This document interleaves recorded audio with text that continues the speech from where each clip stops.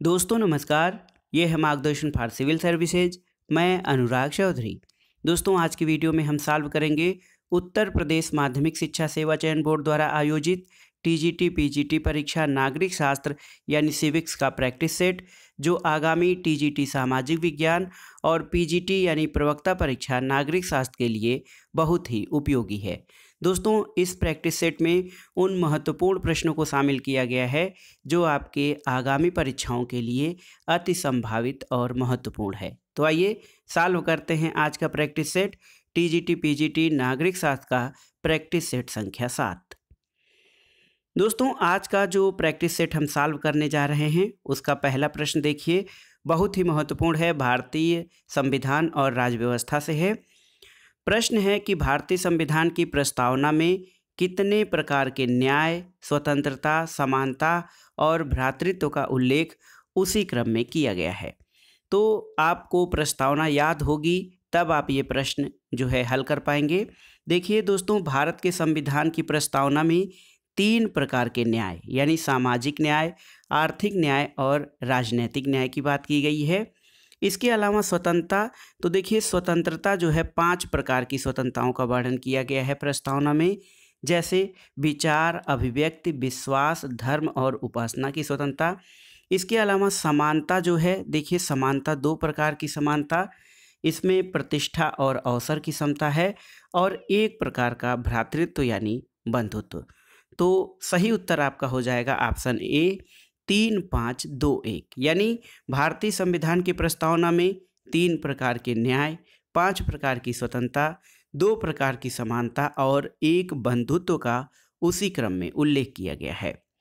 अगला प्रश्न है दोस्तों, नागरिकता अधिनियम 1955 में नागरिकता प्राप्त करने की शर्तों में कौन सा शामिल नहीं है? देखिए, जन्म से, पंजीकरण द्वारा, वंशानुगत या व्यवसाय द्वारा।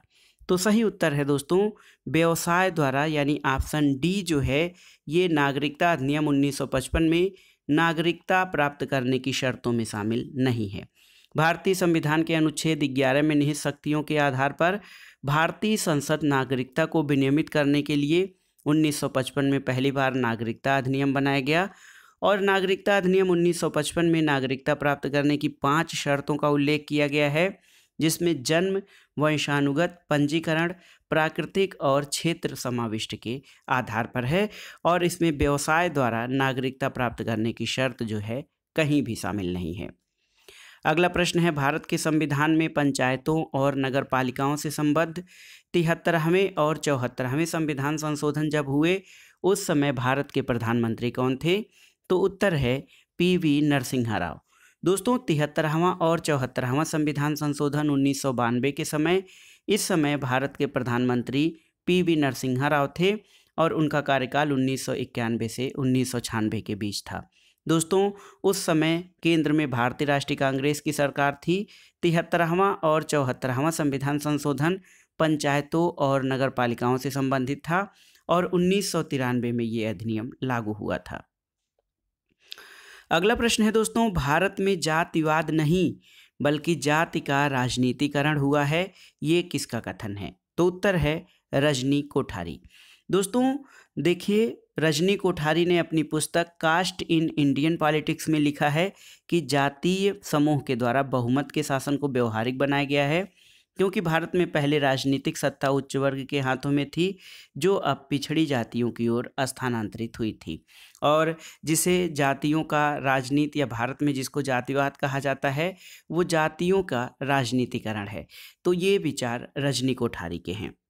अगला प्रश्न है, जॉन ऑस्टिन द्वारा प्रतिपादित संप्रभुता के सिद्धांत को क्या कहा जाता है? ऑप्शन देखिए, लोकप्रिय संप्रभुता का सिद्धांत, बहुलवादी सिद्धांत, एकलवादी सिद्धांत या प्रत्ययवादी सिद्धांत। तो उत्तर है दोस्तों ऑप्शन सी, जॉन ऑस्टिन द्वारा प्रतिपादित संप्रभुता के सिद्धांत को एकलवादी सिद्धांत कहा जाता है। ऑस्टिन ने सकारात्मक कानून का सिद्धांत भी प्रस्तुत किया था, जो राज्य की कानूनी प्रभुसत्ता से जुड़ा हुआ है, और इसके अलावा रूसो को जो है दोस्तों ये लोकप्रिय संप्रभुता का प्रतिपादक माना जाता है। अगला प्रश्न देखते हैं दोस्तों, स्वतंत्रता का अर्थ पूंजीवाद को बनाए रखना है, क्योंकि ऐतिहासिक दृष्टि से पूंजीवाद ने ही राजाओं की निरंकुश शक्तियों पर प्रतिबंध लगाए थे। देखिए, स्वतंत्रता का अर्थ पूंजीवाद को बनाए रखना है, क्योंकि ऐतिहासिक दृष्टि से पूंजीवाद ने ही राजाओं की निरंकुश शक्तियों पर प्रतिबंध लगाए थे। ये कथन किसका है? ऑप्शन है मार्क्स, मिल, बेंथम या फ्रीडमैन। तो सही उत्तर है दोस्तों, ये कथन मिल्टन फ्रीडमैन का है। और इसके अनुसार पूंजीवाद राज्य की शक्ति पर अंकुश रखता है और इसके विपरीत समानता का आदर्श इस पूंजीवाद को उखाड़ फेंकने की बात करता है। इसलिए समानता और स्वतंत्रता साथ साथ नहीं रह सकते हैं। अगला प्रश्न है दोस्तों, राज्य की उत्पत्ति के दैवीय सिद्धांत जो है उसके लिए कौन सा संबंधित सही है?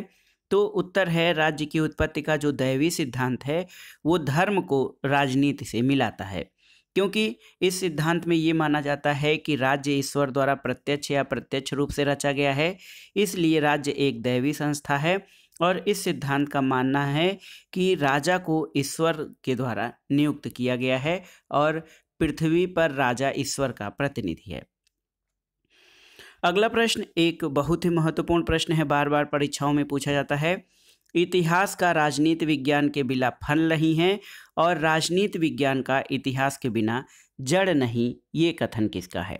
तो आपको रट गया होगा दोस्तों, ये कथन सीले का है। सीले ने इतिहास और राजनीति विज्ञान को एक दूसरे का पूरक माना और कहा कि इतिहास का राजनीति विज्ञान के बिना फल नहीं और राजनीति विज्ञान इतिहास के बिना जड़ नहीं है। अगला प्रश्न है, भारतीय राजनीतिक व्यवस्था की प्रकृति के बारे में और स्वरूप के बारे में है कि भारतीय राजनीतिक व्यवस्था का स्वरूप कौन सा है? ऑप्शन है गणतंत्रीय, संघीय, अध्यक्षात्मक, गणतंत्रीय एकात्मक संसदीय, गणतंत्रीय संघीय संसदीय और गणतंत्रीय एकात्मक अध्यक्षात्मक। तो उत्तर है दोस्तों, भारत के संविधान का जो स्वरूप है दोस्तों, ये आपका दोस्तों गणतंत्रीय, संघीय और संसदीय है। देखिए दोस्तों, भारत की संविधान की प्रस्तावना में गणतंत्र शब्द या लोकतांत्रिक गणराज्य प्रयोग किया गया है। इसका मतलब ये है कि भारत का राष्ट्राध्यक्ष चुनाव के जरिए सत्ता में आता है। इसके अलावा केंद्र और राज्यों के मध्य शक्तियों का विभाजन किया गया है, जो संघीय प्रणाली का लक्षण है, और भारत में संसदीय शासन प्रणाली को अपनाया गया है, जो कि ब्रिटेन की देन है। अगला प्रश्न है दोस्तों, कौटिल्य के मंडल सिद्धांत में राज्यों की संख्या कितनी है? तो उत्तर है दोस्तों 12 राज्य। यहाँ पर देखिए ऑप्शन बी आपका सही है। कौटिल्य के मंडल सिद्धांत में राज्यों की संख्या 12 है और मंडल सिद्धांत का वर्णन कौटिल्य ने अपनी पुस्तक अर्थशास्त्र में किया है और इसमें बीजगीषु, अरिमित्र, अरिमित्र, मित्र मित्र, अरिमित्र मित्र, पार्षिणग्राह, आक्रांता, पारिषदग्राहासार, आक्रांतासार, माध्यमा और उदासीन, इन 12 प्रकार के राज्यों का वर्णन किया गया है। अगला प्रश्न है, कौन लोकतंत्र और तानाशाही दोनों का दार्शनिक जो है जनक माना जा सकता है? ऑप्शन है प्लेटो, हाब्स, रूसो और ग्रीन। तो सही उत्तर है दोस्तों रूसो को। रूसो को लोकतंत्र और तानाशाही दोनों का जो है दार्शनिक जनक माना जा सकता है, क्योंकि रूसो का जो सामान्य इच्छा का सिद्धांत है, सभी के कल्याण की इच्छा, ये व्यक्ति अपनी सामान्य इच्छा का पालन नहीं करेगा तो उसे स्वतंत्र होने के लिए बाध्य किया जाएगा, ये रूसो का कथन है। और रूसो को लोकतंत्र और तानाशाही दोनों का दार्शनिक जगत माना जाता है। अगला प्रश्न है, पंचायती राज से संबंधित समितियों को कालानुक्रम के अनुसार व्यवस्थित करना है। तो दोस्तों देखिए, GV.K. राव समिति ये 1985 में गठित हुई थी। इसके अलावा LM सिंघवी समिति 1986 में, देखिए बहुत ही महत्वपूर्ण है। बलवंत राय मेहता समिति 1957 में, याद रखिएगा, और अशोक मेहता समिति 1977 में गठित हुई थी। तो इस आधार पर जो सही उत्तर हो जाएगा ऑप्शन सी हो जाएगा। देखिए ऑप्शन सी 3, 4, 1, 2। सबसे पहले बलवंत राय मेहता समिति, उसके बाद अशोक मेहता समिति, फिर GV.K. राव समिति, उसके बाद LM सिंघवी समिति थी। अगला प्रश्न है दोस्तों, भारत के उपराष्ट्रपति या वाइस प्रेसिडेंट का कार्यकाल कितना होता है? तो उत्तर है 5 वर्ष। भारत के उपराष्ट्रपति का कार्यकाल 5 वर्ष तक होता है। अगला प्रश्न है दोस्तों, किसने भारतीय राष्ट्रीय कांग्रेस पर प्रार्थना, याचना और विरोध की राजनीति करने का आरोप लगाया था? तो उत्तर है, सही उत्तर है बाल गंगाधर तिलक। दोस्तों उग्रवादी विचारधारा के 4 नेता थे, बाल गंगाधर तिलक, लाला लाजपत राय, बिपिन चंद्र पाल और अरविंद घोष। इन नेताओं ने स्वराज प्राप्ति को अपना लक्ष्य बनाया और उन्हें उदारवादी नेताओं की तरह संवैधानिक दायरे के अंदर अपनी बातें रखने या मांगे मनवाने में विश्वास नहीं था। तिलक ने ये देखिए बहुत ही महत्वपूर्ण है, बाल गंगाधर तिलक। देखिए बाल गंगाधर तिलक ने दोस्तों ये क्या किया था, इन्होंने कांग्रेस पर प्रार्थना, याचना और विरोध की राजनीति करने का आरोप लगाया था। तो उत्तर है ऑप्शन बी, भारतीय राष्ट्रीय कांग्रेस पर प्रार्थना, याचना और विरोध की राजनीति करने का आरोप बाल गंगाधर तिलक ने लगाया था। अगला प्रश्न है, स्वतंत्र भारत के प्रथम विधि मंत्री या कानून मंत्री कौन थे? तो बाबा साहब डॉक्टर भीमराव अंबेडकर। और दोस्तों इस महात्मा गांधी की सलाह पर उन्हें केंद्रीय विधि मंत्री पद संभालने का न्यौता दिया गया था और इस भूमिका में उन्होंने संविधान की प्रारूप समिति के अध्यक्ष के रूप में काम किया था और स्वतंत्र भारत के प्रथम विधि मंत्री के रूप में उन्होंने अपनी जिम्मेदारियों का निर्वहन किया था। अगला प्रश्न है, भारतीय संविधान की 10वीं अनुसूची किससे संबंधित है? तो उत्तर है दोस्तों 10वीं अनुसूची दल बदल कानून से संबंधित है और इसके लिए 52वां संविधान संशोधन अधिनियम 1985 के द्वारा जो है कुछ अनुच्छेदों जैसे 101, 102, 190 और 191 में संशोधन किया गया और इसके द्वारा संविधान में 10वीं अनुसूची जोड़ी गई थी जो दल बदल निरोध कानून से संबंधित है। अगला प्रश्न है, निम्नलिखित में से कौन सा चुनाव भारत निर्वाचन आयोग यानी ECI election commission of India द्वारा संपादित नहीं किया जाता? ऑप्शन है लोकसभा, राज्यसभा, राष्ट्रपति या स्थानीय निकायों का। तो सही उत्तर है दोस्तों स्थानीय निकायों का। देखिए भारतीय संविधान के अनुच्छेद 324 में भारत निर्वाचन आयोग द्वारा संसद, राज्य विधानमंडलों, राष्ट्रपति और उपराष्ट्रपति का चुनाव संपादित किया जाता है, जबकि पंचायतों, नगरपालिकाओं का चुनाव या स्थानीय निकायों का चुनाव जो है ये स्टेट इलेक्शन कमीशन यानी राज्य निर्वाचन आयोग द्वारा किया जाता है। अगला प्रश्न है, यदि किसी मनुष्य को भ्रमण करने की स्वतंत्रता नहीं दी जाती है तो इसका अर्थ हुआ कि उसे नहीं दी गई है कौन सी स्वतंत्रता? ऑप्शन देखिए, प्राकृतिक स्वतंत्रता, नागरिक स्वतंत्रता, राजनीतिक स्वतंत्रता या फिर आर्थिक स्वतंत्रता। तो उत्तर है दोस्तों, यदि किसी मनुष्य को भ्रमण करने की स्वतंत्रता नहीं दी जाती है तो उसके नागरिक स्वतंत्रता मान के चलिए नहीं दी जाती है। अगला प्रश्न एक महत्वपूर्ण कथन है कि सभी कुछ राज्य के अंतर्गत है, राज्य के बाहर कुछ नहीं है और राज्य के विरुद्ध कोई नहीं है। ऑप्शन है हीगल, लेनिन, मुसोलिनी या फिर स्टालिन। तो सही उत्तर है ये कथन मुसोलिनी का है।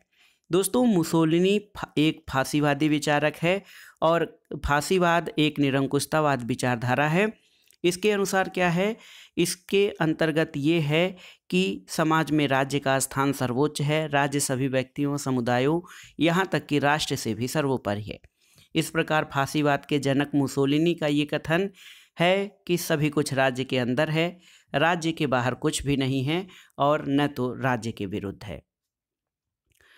अगला प्रश्न है, निम्नलिखित में से कौन सा अधिकार केवल राज्यसभा को प्राप्त है? तो आप जानते हैं राज्यसभा को जिस क्षेत्र में अनन्य अधिकार प्राप्त है वो है नई अखिल भारतीय सेवाओं को निर्मित करने की संस्तुति करना। दोस्तों राज्यसभा जो है ये नई अखिल भारतीय सेवाओं को निर्मित करने की संस्तुति का अधिकार ये केवल राज्यसभा को प्राप्त है और अनुच्छेद 312 के तहत राज्यसभा नई अखिल भारतीय सेवाओं की स्थापना के लिए उपस्थित और मत देने वाले 2/3 सदस्यों के संकल्प पारित कर दे तो संसद ऐसी सेवा या सेवाओं की स्थापना करेगी। अगला प्रश्न है दोस्तों, भारत की खोज जिसको कि इंग्लिश में डिस्कवरी ऑफ इंडिया कहा जाता है, इस पुस्तक के लेखक कौन हैं? तो सही उत्तर है दोस्तों, भारत की खोज नामक पुस्तक के लेखक जवाहरलाल नेहरू हैं। देखिए इस पुस्तक को वर्ष 1944 में नेहरू द्वारा अहमदनगर जेल में लिखा गया था और इसमें नेहरू जी ने सिंधु घाटी सभ्यता से लेकर भारत की आज़ादी के संघर्षों का विश्लेषण किया गया है। अगला प्रश्न है, संघीय व्यवस्था में किस संस्था को संविधान का संतुलन चक्र माना जाता है? तो देखिए ऑप्शन है व्यवस्थापिका, मंत्रिपरिषद, न्यायपालिका या फिर प्रेस।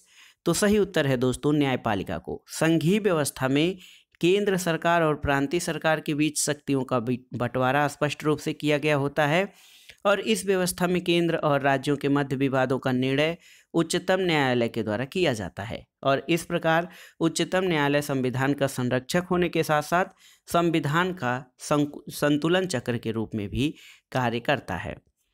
अगला प्रश्न है, भारत में मृत्युदंड प्राप्त अपराधी को क्षमा दान करने का अधिकार किसमें निहित है? ऑप्शन है सर्वोच्च न्यायालय में, राष्ट्रपति में, प्रधानमंत्री में या फिर राज्यपाल में। तो सही उत्तर है भारत में मृत्युदंड प्राप्त अपराधी को क्षमा दान करने का अधिकार राष्ट्रपति में निहित है और भारतीय संविधान के अनुच्छेद 72(1) के अनुसार राष्ट्रपति को किसी अपराध के लिए सिद्ध दोष ठहराए गए किसी व्यक्ति को क्षमा, प्रविलंबन, विराम या परिहार करने की शक्ति प्राप्त है। अगला प्रश्न है दोस्तों, एक महत्वपूर्ण कथन है कि किसका विचार था कि राज्य जीवन के लिए अस्तित्व में आता है और शुभ जीवन के लिए बना रहता है। तो ये कथन दोस्तों देखिए अरस्तु का है। अरस्तु का मानना है दोस्तों कि राज्य जीवन के लिए अस्तित्व में आता है और शुभ जीवन के लिए इसकी निरंतरता बनी हुई है। अगला प्रश्न है कि निम्नलिखित में से किसने ये तर्क दिया है कि न्याय सामाजिक संस्थाओं का प्रथम सद्गुण है? ऑप्शन देखिए Hegel, Karl Marx, Charles Taylor या फिर जॉन रॉल्स। तो सही उत्तर है दोस्तों जॉन रॉल्स ने। जॉन रॉल्स ने अपनी पुस्तक ए थियरी ऑफ जस्टिस में न्याय की संकल्पना का वर्णन किया है और उसके अनुसार न्याय समाज का मुख्य और प्राथमिक सद्गुण है। अगला प्रश्न आइए देखते हैं, निम्नलिखित में से कौन सा विषय भारत के संविधान की समवर्ती सूची में शामिल है? ऑप्शन है नागरिकता, अंतर्राज्यीय नदियां, श्रमिक संघ या फिर अखिल भारतीय सेवाएं। तो दोस्तों नागरिकता, अंतर्राज्यीय नदियां और अखिल भारतीय सेवाएं ये संघ सूची में शामिल हैं। देखिए संघ सूची में जो है नागरिकता, अंतर्राज्यीय नदियां और अखिल भारतीय सेवाएं संघ सूची में हैं, लेकिन जो श्रमिक संघ है दोस्तों ये समवर्ती सूची में शामिल है। अगला प्रश्न है, संपत्ति और परिवार के साम्यवाद से कौन संबंधित है? तो आपको बताने की ज़रूरत नहीं है, साम्यवादी विचार जो है संपत्ति और परिवार के संबंध में साम्यवाद से संबंधित विचार प्लेटो ने दिया है और प्लेटो ने संपत्ति और परिवार के साम्यवाद के अनुसार कहा कि दार्शनिक राजा तथा सैनिकों को अपनी निजी संपत्ति और परिवार अथवा पत्नियों को रखने का अधिकार नहीं होगा। अगला प्रश्न है, सुमेलित करना है। देखिए भारतीय संविधान के अनुच्छेद हैं और उनसे संबंधित प्रावधान।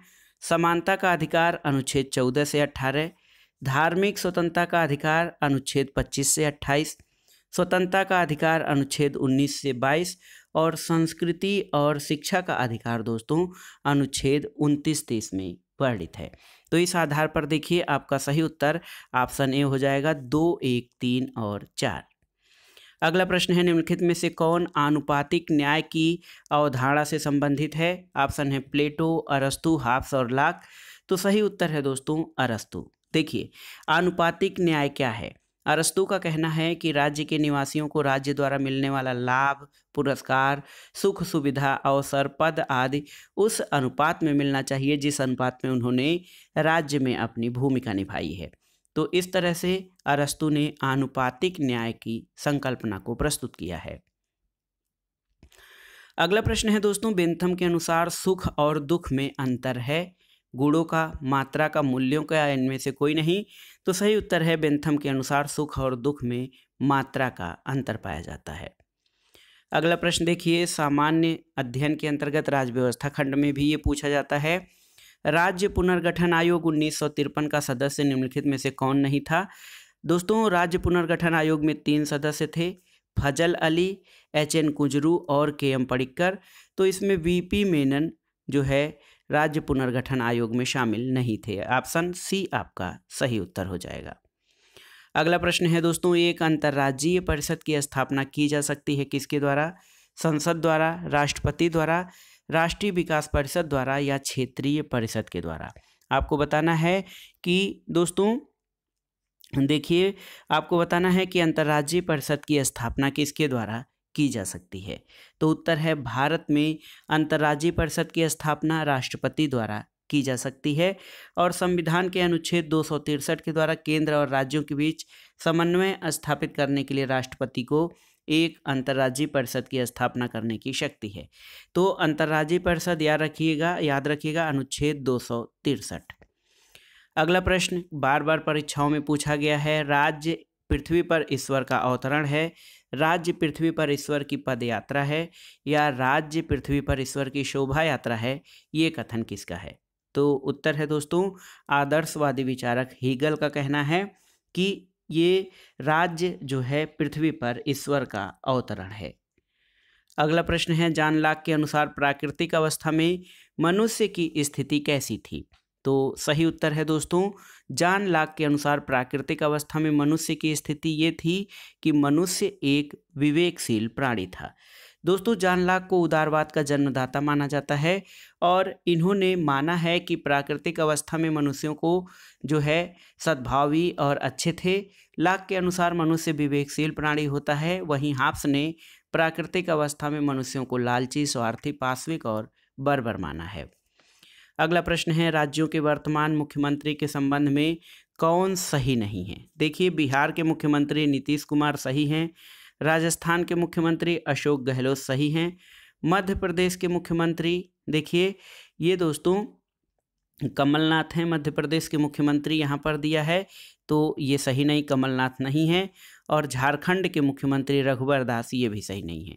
तो सही उत्तर है वर्तमान में जो 2021 के आंकड़े हैं, बिहार के मुख्यमंत्री नीतीश कुमार, राजस्थान के अशोक गहलोत, मध्य प्रदेश के शिवराज सिंह चौहान और झारखंड के हेमंत सोरेन हैं। तो सही उत्तर है जो सही नहीं है वो हैं 3 और 4, ऑप्शन डी आपका सही उत्तर हो जाएगा। अगला प्रश्न है दोस्तों देखिए, राज्य विधान परिषदों की संरचना संबंधित प्रावधान भारतीय संविधान के किस अनुच्छेद में किए गए हैं?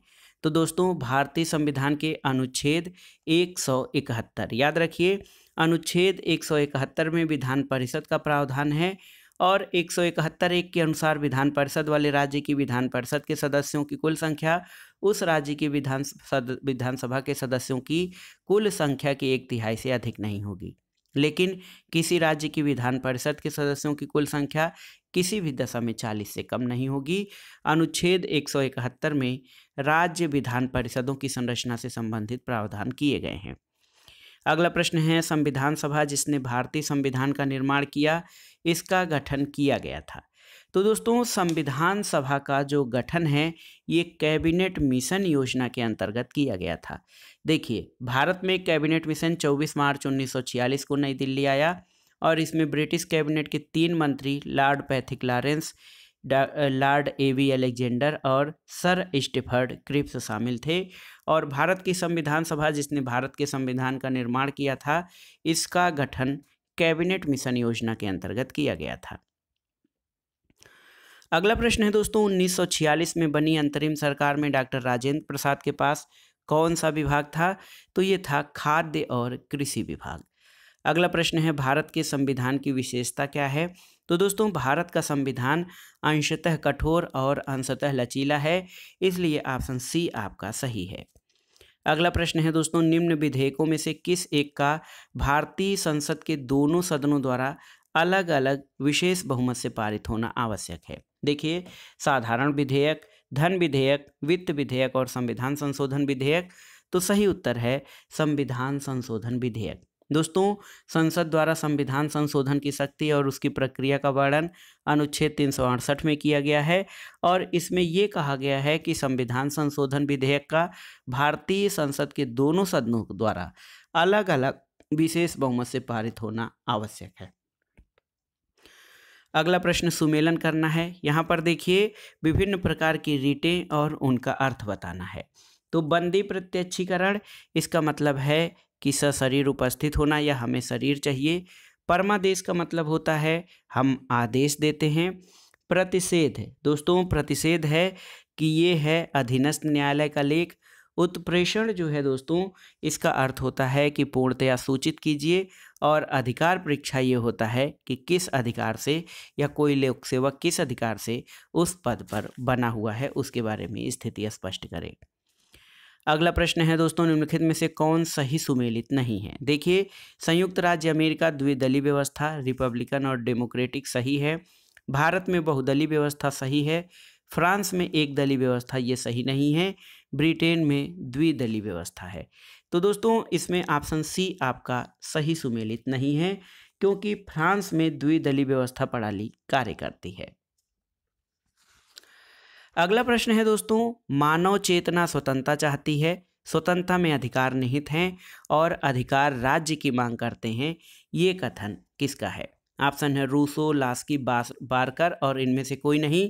तो ये कथन दोस्तों बारकर का है, और बारकर ने ग्रीन यानी TH ग्रीन के जो है दोस्तों, देखिए बारकर द्वारा कहा गया है, और बारकर ने ये कथन ग्रीन के स्वतंत्रता संबंधी विचार को स्पष्ट करने के लिए कहा था। ग्रीन के अनुसार व्यक्ति के नैतिक कर्तव्यों को संपन्न कराना और उसमें आने वाली बाधाओं को बाधित करना राज्य का परम कर्तव्य है, और इस दृष्टि से ग्रीन दोस्तों लोक कल्याणकारी राज्य का दार्शनिक जनक माना जाता है। अगला प्रश्न है, भारत के नियंत्रक और महालेखा परीक्षक को पदच्युत किया जा सकता है किसके द्वारा। तो सही उत्तर है दोस्तों, भारत के नियंत्रक और महालेखा परीक्षक को दोस्तों उसी रीति से हटाया जा सकता है जिस प्रकार से उच्च न्यायालय के न्यायाधीश को हटाया जाता है। तो सही उत्तर है आपका, देखिए ये है किसके द्वारा हटाया जाता है। भारत के नियंत्रक और महालेखा परीक्षक को पदच्युत किया जा सकता है। तो देखिए यहाँ पर दोस्तों भारतीय संविधान के अनुच्छेद 148(1) के अनुसार भारत का एक नियंत्रक और महालेखा परीक्षक होगा, जिसको राष्ट्रपति अपने हस्ताक्षर और मुद्रा सहित अधिपत्र द्वारा नियुक्त करते हैं, और उसे उसके पद से केवल उसी रीति से और उन्हीं आधारों से हटाया जाएगा जिस रीति और जिन आधारों पर उच्चतम न्यायालय के न्यायाधीश को हटाया जाता है। अगला प्रश्न है, किसने कहा था कि साम्राज्यवाद पूंजीवाद की उच्चतम अवस्था है। तो दोस्तों ये कथन लेनिन का है। दोस्तों VI लेनिन का कहना है कि साम्राज्यवाद पूंजीवाद की उच्चतम अवस्था है, तो याद रखिएगा। अगला प्रश्न है, अंतर्राष्ट्रीय श्रम संगठन या इंटरनेशनल लेबर ऑर्गेनाइजेशन की स्थापना कब हुई थी। तो सन याद कर लीजिए, वर्ष 1919 में ILO यानी इंटरनेशनल लेबर ऑर्गेनाइजेशन की स्थापना हुई थी। एक प्रश्न है आपको आपके लिए बताना है कि ILO का मुख्यालय कहाँ पर स्थित है। अगला प्रश्न है दोस्तों, इनमें से कौन संयुक्त राष्ट्र संघ का प्रधान अंग है। WHO, अंतर्राष्ट्रीय श्रम संगठन, आर्थिक और सामाजिक परिषद, अंतर्राष्ट्रीय नागरिक विमानन संगठन। तो सही उत्तर है संयुक्त राष्ट्र यानी UN का जो प्रधान अंग है वो है आर्थिक और सामाजिक परिषद। अगला प्रश्न है, निम्नांकित में से किसे फांसीवादी महिमा मंडित करते हैं। हिंसा, युद्ध, नेता और जनता। तो सही उत्तर है दोस्तों फांसीवादी हिंसा, युद्ध, नेता को महिमा मंडित करते हैं। ऑप्शन A आपका सही उत्तर हो जाएगा।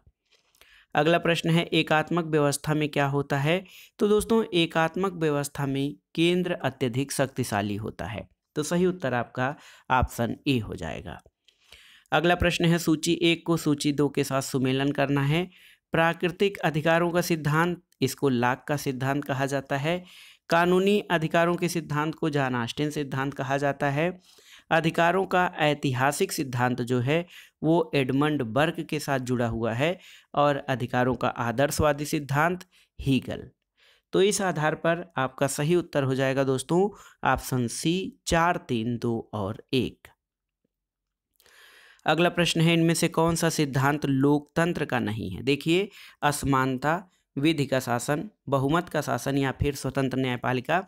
तो सही उत्तर है लोकतंत्र का सिद्धांत जो है असमानता नहीं है, क्योंकि लोकतंत्र में सभी को समान माना जाता है और ये माना जाता है कि प्रत्येक व्यक्ति बराबर है।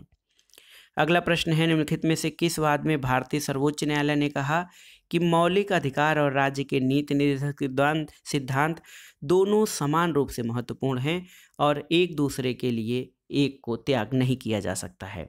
तो उत्तर है दोस्तों, ये वाद था मिनर्वा मिल्स बनाम भारत संघवाद। देखिए, मिनर्वा मिल्स बनाम भारत संघवाद में 1980 के मामले में भारत के उच्चतम न्यायालय ने ये कहा कि मौलिक अधिकार और नीति निर्देशक सिद्धांत दोनों समान रूप से महत्वपूर्ण हैं और एक के लिए दूसरे को त्यागा नहीं जा सकता है।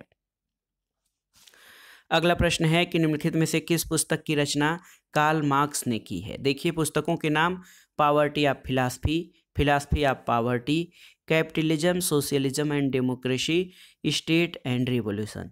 तो सही उत्तर है दोस्तों पॉवर्टी ऑफ फिलॉसफी। देखिए, पॉवर्टी ऑफ फिलॉसफी की रचना जो है ये कार्ल मार्क्स के द्वारा की गई है। इसके अलावा दोस्तों आपके लिए प्रश्न है philosophy of poverty, capitalism, socialism and democracy और स्टेट एंड रेवोल्यूशन, इन पुस्तकों के लेखकों के नाम आपको कमेंट बॉक्स में बताना है। अगला प्रश्न है केवल शिक्षित लोगों को ही मताधिकार मिलना चाहिए, इस विचार का समर्थक कौन था। ऑप्शन है Jawaharlal Nehru, Laski, John Locke या फिर जे.एस. मिल। तो सही उत्तर है जे.एस. मिल। दोस्तों जे.एस. मिल का मानना था कि केवल मतदान का अधिकार केवल उन्हीं व्यक्तियों को मिलना चाहिए जिनका निश्चित बौद्धिक आधार हो, और वो शिक्षित व्यक्तियों को भी मताधिकार देने का पक्षपाती है, और वो कहता है कि बहुमत के शासन का विरोध करता है और आनुपातिक प्रतिनिधित्व और बहुल मतदान का समर्थन करता है।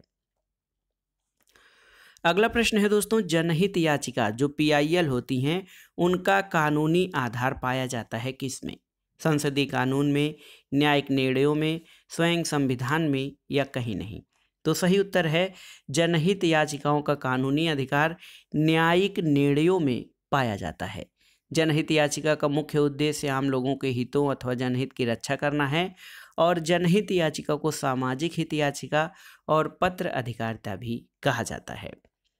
अगला प्रश्न है दोस्तों, संसद की लोक लेखा समिति जिसको कि पब्लिक अकाउंट कमेटी कहा जाता है, इसके सदस्यों की संख्या कितनी होती है। तो दोस्तों संसद में लोक लेखा समिति के सदस्यों की संख्या 22 होती है, जिसमें 15 सदस्य लोकसभा से और 7 सदस्य राज्यसभा के होते हैं। दोस्तों लोक लेखा समिति भारत सरकार के विनियोग लेखा और उन पर नियंत्रण तथा महालेखा के परीक्षक के प्रतिवेदन की जांच करती है, और इस समिति का कार्यकाल 1 वर्ष होता है। तो याद करिए, याद रखिए, लोक लेखा समिति जो है ये सरकारी वित्त पर नियंत्रण रखती है और इसका कार्यकाल 1 वर्ष होता है। अगला प्रश्न है, राज्य एक आवश्यक बुराई है। दोस्तों राज्य एक आवश्यक बुराई है, ये विचार व्यक्तिवादियों का है। दोस्तों व्यक्तिवादी सिद्धांत राज्य को एक आवश्यक बुराई मानता है। आवश्यक इसलिए कि केवल राज्य ही लोगों के जीवन, संपत्ति और स्वतंत्रता की रक्षा कर सकता है, और ये बुराई इसलिए है कि राज्य के प्रत्येक कार्य का अर्थ है व्यक्ति की स्वतंत्रता में कटौती करना। अगला प्रश्न है, न्याय शक्तिशाली का हित है, ये किसका कथन है। ऑप्शन है पॉलीमार्कस, प्लेटो, थ्रेसिमेकस या ग्लाउकन। तो सही उत्तर है दोस्तों माइट इज राइट, यानी न्याय शक्तिशाली का हित है, ये कथन थ्रेसिमेकस का है। प्राचीन यूनानी सोफिस्ट विचारक थ्रेसिमेकस ने न्याय को एकमात्र आधार शक्ति माना है, और वो कहता है कि न्याय शक्तिशाली का हित है।